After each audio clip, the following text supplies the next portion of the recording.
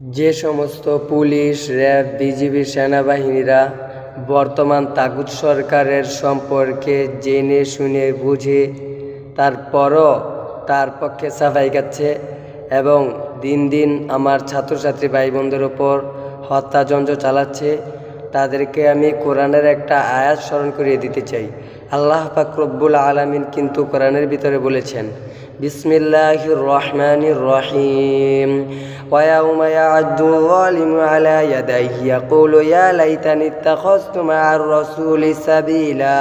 ইয়া ওয়াইলাতা লাইতানি লাম আত্তাখিয ফুলানান খলিলা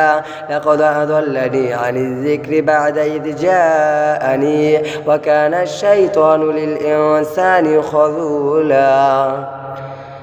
আল্লাহ তাআলা এই কোরআনের আয়াতগুলির ভিতরে বলতেছেন